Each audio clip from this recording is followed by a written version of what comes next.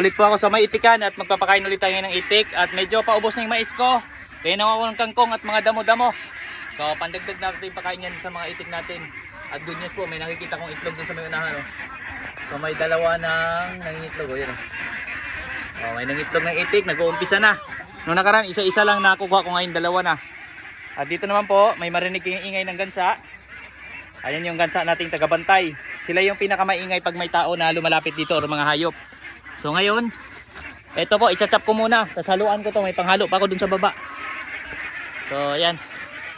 Ready lang natin tong ating mga para pakain sa alaga. Medyo makalat. Hindi lang po medyo, kundi makalat pa po talaga dito. Ayusin pa natin to. At ngayon lang ako ulit bumalik sa pag-chop. Kasi nakita ko yung mais namin paubos na. Eh mahal na ulit ang mais. Di pa kami nakapagtanim. So ngayon po, mag-chop tayong muli. Mix po na mga damo yan, yung ating kinuha. Na para sa mga kain sa pangalaga. So dito po, madali lang. Kasi meron tayong pang-chop na machine, ito. Tapos may mga kangkong tayo dyan marami. So, madali lang, ka-under pa kaya to. Matagal na pong hindi naka-under to. Ayan, may mga kalawang na nangalaglag. Oh. Yan lang natin. Samahan nyo ako ngayon sa ating araw na naman ng pagpapakain dito sa mga alaga natin itik. Yan na.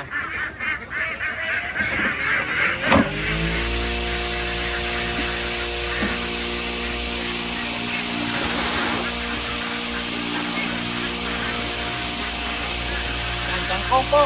Tama mo.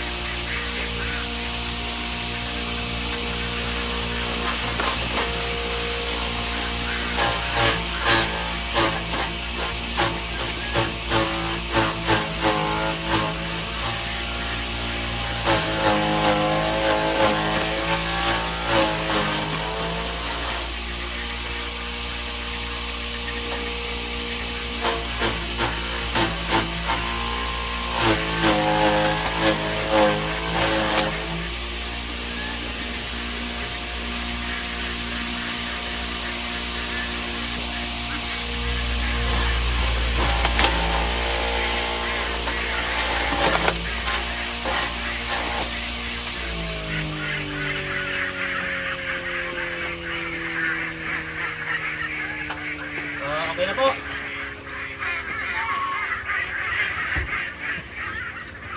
Ito na po yung pang-mix natin. Para madagdagan yung pagkain natin. Yan, yung mga haba lang. So, okay lang yan. Pipiliin lang naman ang mga itik natin yung makakain nila dito. Sa baboy, pag ganito po, kain lahat yan. So, i-mix ko lang po ito dun sa baba. At nandun yung ating mga itik natin. Kanina pa yan, gutom na. Ayan na.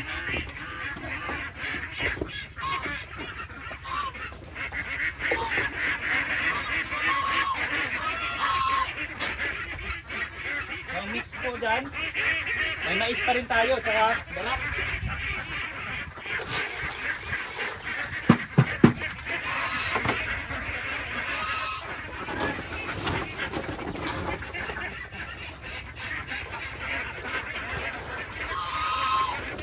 Napakarami na po.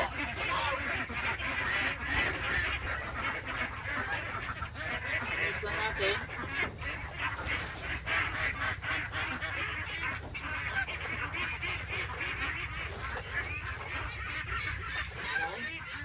Lagyan natin vitamin sa tubig. Lagyan ko pong vitamin sa ito, multi-B po. Halo natin sa tubig.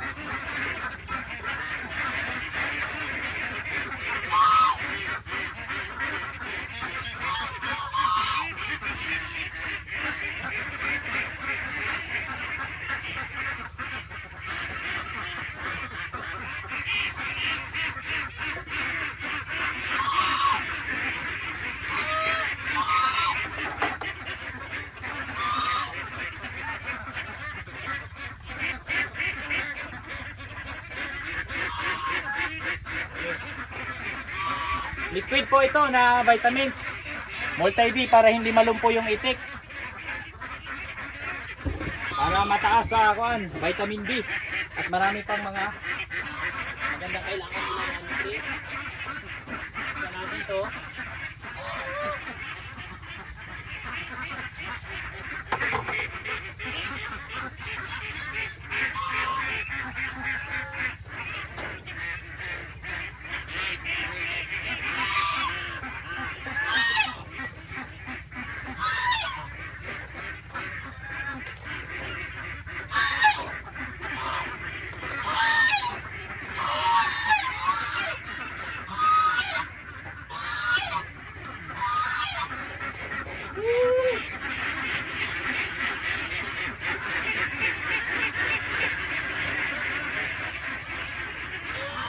Dalawang itlog.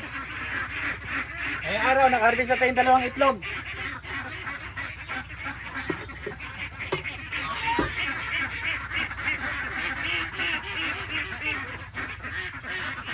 ngayon, papakain na natin sa itong dito po. Laying mask na pinakain ko.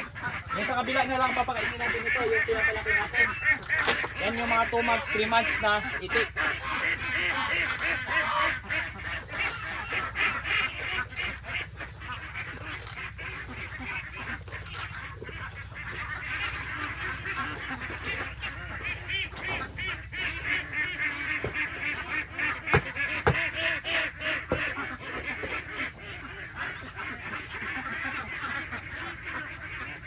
Tara po, samahan niyo ako, magpakain tayo ng itik.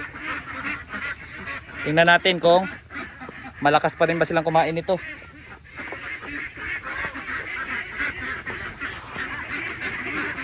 Hello.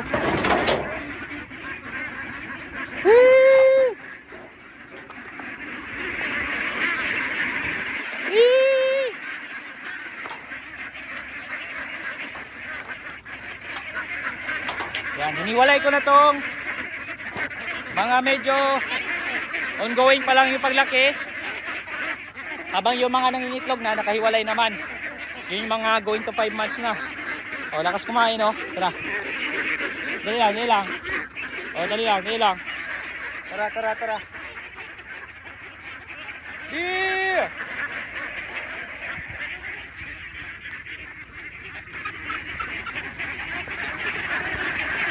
Ayan po sila.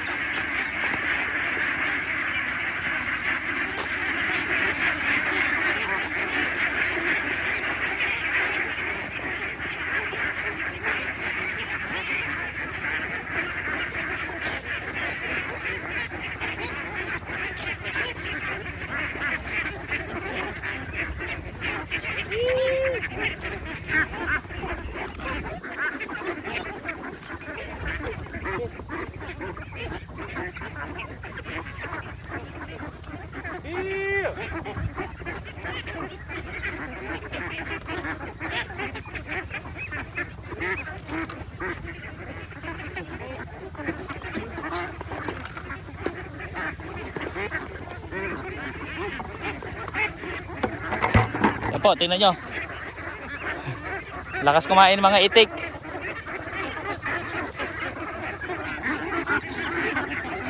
Oh. Yung mga damo-damo, kangkong. Yan oh. Mais, darak. Yan po yung mix na pinapakain natin sa kanila ngayon. Dahil medyo nagtipid na tayo sa mais. Oh, iba tapos na kumain. Busog. Busog na mga itik. So ito naman ngayon, kaya nabigay ulit ako ng damot kangkong. Kasi yung mga itik naman natin, naka-free range na dito. Malawak na yung kanilang ginagalaan. Unlike dati, nung nandun lang sila sa loob, dito yan sila dati nakalagay. O walang kadamo-damo. Ayan, ito yung kanilang, dito sila nauwi pag gabi. Pag maulan, dito sila sumisilong. Wala pong kadamo-damo dito. So nagpuputik, pag umulan, nagpuputik din. So doon nangyayari yung nadali natin mga itik dati. Pero sa ngayon, nung ganito naman silang free range na, ganyan. So gala na sila sa malawak na space. Nakakain pa din sila mga damo dyan, mga insekto na iba pa. So marami sila nakakain na dito sa paligid. Kaya yan na po, mix na ng kon. Natin nyo, hinilagay natin oh.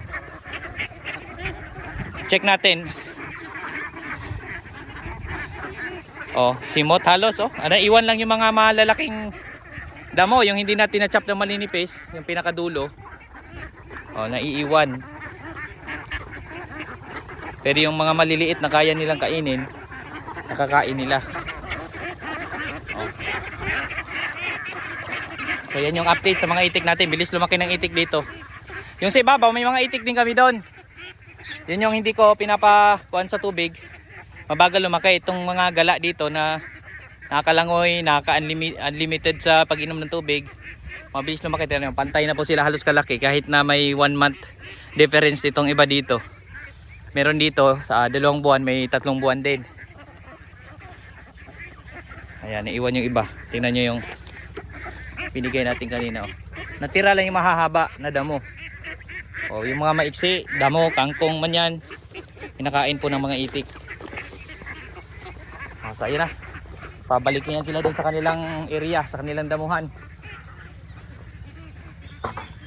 Nandito naman yung mga nangingitlog na banda. Medyo mahinang kumain. Nagtitipid. Sarado ko lang to.